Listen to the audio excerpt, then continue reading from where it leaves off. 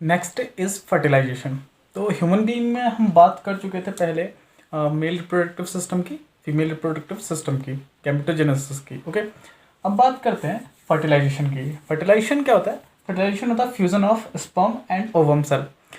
Sperm cell क्या है? Male gamete है, मेल गैमेटोफाइट है, और ओवम सेल क्या है? फीमेल गैमेटोफाइट है। ओके, तो इन दोनों को जहाँ पे आपस में फ्यूज होते हैं उसको हम बोलते हैं, उस प्रोसेस को हम बोलते हैं फर्टिलाइजेशन। ओके, फर्टिलाइजेशन कैसा होता है ह्यूमन बीइंग में?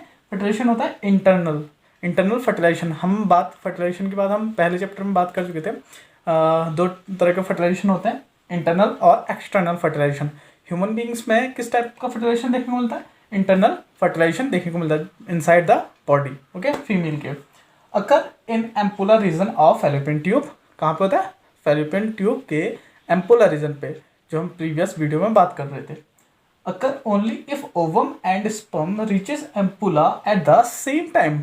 अगर स्पर्म और ओवम सेल सेम समय पे, सेम टाइम पे एम्पुला रीजन पे होंगे तब फर्टिलाइजेशन की प्रोसेस हैपन हो सकती है।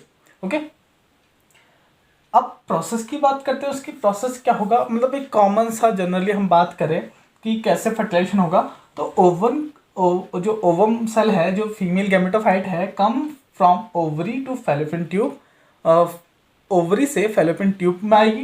कौन से रीजन पे आएगी? एम्पोलर रीजन पे आएगी। Sperm enter through vagina reaches fallopian tube. और स्पर्म कहाँ कैसे आएंगे? वजाइना के थ्रू आएंगे और रीचेज टू फैलोपियन ट्यूब। और कहाँ को जाएंगे? फैलोपियन ट्यूब तक को जाएंगे। Okay, sperm enter the egg. और स्पर्म क्या करेंगे? एग के अंदर एंटर करेंगे। तो जो जब वो एग के अंदर एंटर करेंगे तो इसी को हम बोलते हैं फ्यूज होना। ओके, एग सेल का फ्यूज होना, और इसी प्रोसेस को हम बोलते हैं फर्टिलाइजेशन प्रोसेस। ये कॉमन फिगर है फर्टिलाइजेशन का, जहाँ पे आपको स्पर्म सेल और ओवम सेल का आपस में फ्यूजन दिखा रखा है। अब हम बात करते हैं fusion occur between sperm and ovum की। मतलब कैसे ये फ्यूजन हो सकता है by figure. Sperm comes in contact with zona pellucida layer of ovum. हम बात कर रहे हैं ओवम सेल जो है वो एम्पुला रीजन पे है फैलोपियन ट्यूब के, और स्पर्म सेल भी एम्पुला रीजन पे पहुंच चुके हैं। अब वहाँ पे स्पर्म सेल कैसे ओवम सेल को फ्यूज करती है? ओके, तो acrosome of sperm cell produce enzyme. Sperm cell का एक्रोसोम आपको यहाँ पे दिख रहा होगा।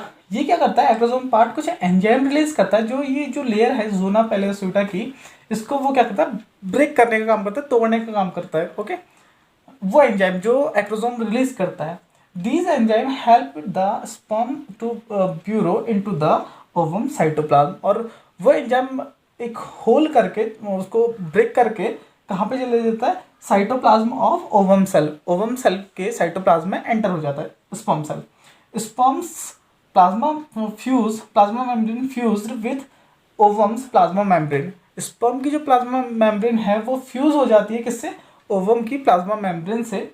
And fertilised ovum reaches down the fallopian tube to the uterus. और जो फर्टिलाइज ओवम सेल है वो कहाँ की तरफ को मूव करने लगता है? फिर यूट्रस की तरफ को मूव करने लगता है फैलोपियन ट्यूब से।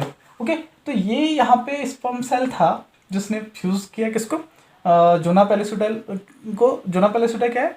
ओवम सेल की जो आउटर मोस्ट जो ये लेयर है उसको जोना पेलिसिडा बोलते हैं। हमने बात कर चुके थे पहले स्ट्रक्चर ऑफ ओवम सेल में।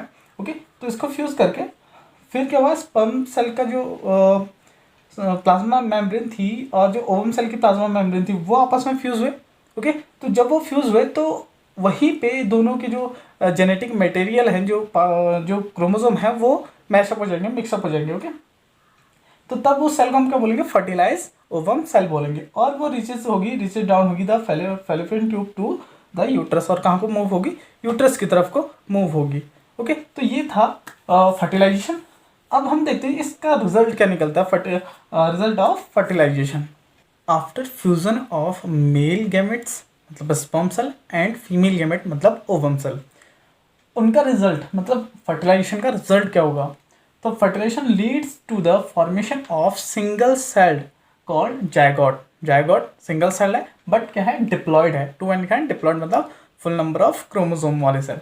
Haploid cell half number of chromosome वाले सेल। ओके, तो जो फर्टिलाइजेशन होता है जहाँ पे मेल स्पर्म सेल ने ओवम सेल को फ्यूज कर दिया है, तो ये सेल की जो सेल बनी है, इस सेल को हमने नाम दिया है जायगोट सेल। और ये क्या होगी? डिप्लॉयड सेल होगी। ओके।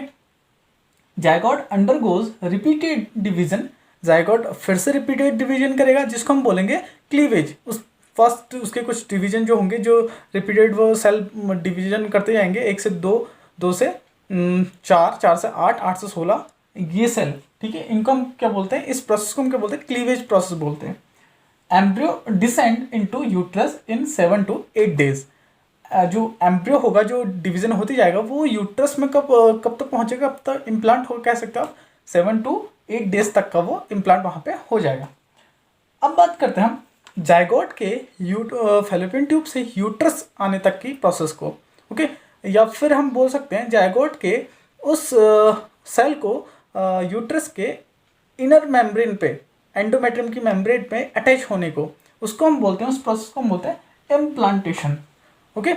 तो ये डे के हिसाब से फिगर भी दिखा रखा आपको, और ये सेल जो डिवीजन कर रही है और कौन से डेट तक वो इस जायगोट के ये जो यूट्रस है इसके इनर वॉल पे, एंडोमेट्रियम पे अटैच हो जाएगी, ओके। ये फिगर के थ्रू दिखा रखा है। तो इम्प्लांटेशन क्या है, mitotic divisions take place repeatedly. Zygote जो होगा वो माइटोटिक डिवीजन दिखाएगा, मतलब जो सेम नंबर ऑफ सेल से सेम नंबर ऑफ सेल को प्रोड्यूस करेगा। तो क्या जो जायगोट है divide mitotically to form blastomeres, जो सेल बनाएगा हम उनको नाम देंगे ब्लास्टोमर। जो ये सेल दिख रही है आपको डिवीजन वाली जो सेल दिख रही है, इनको हम क्या बोलते हैं, ब्लास्टोमर्स बोलते हैं। मोरुला, मोरुला क्या है, एम्ब्रियो विथ 8 to 16 ब्लास्टोमर्स। ऐसा ये सेल जो है, जो हमने जायगोट नाम दिया था इसे, ठीक है, इसको हम एम्ब्रियो नाम दे रहे हैं। एम्ब्रियो जो अंदर सेल हैं ये आपके 8 to 16, बट 8 to 16 बहुत सारी बुक्स में 8 to 16 है, बट यहाँ पे जो जनरली जो बोला जाता है वो बोला जाता है 32 वाली सेल को, ओके, स्टेज वाली सेल को, जहाँ पे वो सेल जो होती है वो बॉल ऑफ सेल होती है, पूरी सेल जो होती है छोटी छोटी सेल से वो फिलअप हुई रहती है, ओके। तो बॉल ऑफ सेल उसको हम बोलते हैं क्या, मोरुला स्टेज। मैंने 8 to 16 लिखा है, आप इसे 16 to 32 भी बोल कर सकते हो, ओके। तो वो स्टेज कौन सी होती है, मोरुला स्टेज। और किन सेल, वो जो सेल भरी हुई है उन सेलों को नाम क्या दे रहे हैं, ब्लास्टोमर नाम दे रहे हैं। ब्लास्टोसिस्ट, ब्लास्टोसिस्ट क्या है आपको फिगर में दिख रहा होगा, ब्लास्टोसिस्ट, ओके। ये जो सेल है ये ब्लास्टोसिस्ट सेल है। ट्रोपोप्लास्ट, ट्रोपोप्लास्ट क्या है, आउटर लेयर जो आपको दिख रही है, outer layer attach to endometrium, और यही आउटर लेयर किससे अटैच होती है, यूट्रस के इनर मोस्ट मेम्ब्रेन से, एंडोमेट्रियम मेम्ब्रेन से अटैच होती है। इनर सेल, इनर जो सेल अंदर आपको सेल दिख रहे हैं, इस एम्ब्रियो के अंदर जो सेल दिख रहे हैं डिफ्रेंशिएटेड टू एम्ब्रियो, ये क्या फॉर्म करते हैं, एम्ब्रियो फॉर्म करते हैं, फोइटस बनाते हैं, ऑर्गन्स बनाते हैं उनके, ओके। तो ये था इम्प्लांटेशन। इम्प्लांटेशन क्या था, जायगोट का फैलोपियन ट्यूब से मूव होते हुए यूट्रस के इनर मोस्ट मेम्ब्रेन जो है एंडोमेट्रियम, वहाँ पे उसकी वॉल पे अटैच होना, उसको हम बोल रहे हैं implantation, okay. Zygote what happen once the implantation is done, fertilisation हो गया। अगर फर्टिलाइजेशन होने के बाद में जो सेल है, जो जायगोट है, वो आकर के यूट्रस के इनर मोस्ट मेम्ब्रेन पे अटैच होती है, इम्प्लांट होती है, तब क्या होगा, तब उसकी बात करते हैं, placenta formation takes place. Placenta क्या है, अभी हम आगे बात करेंगे।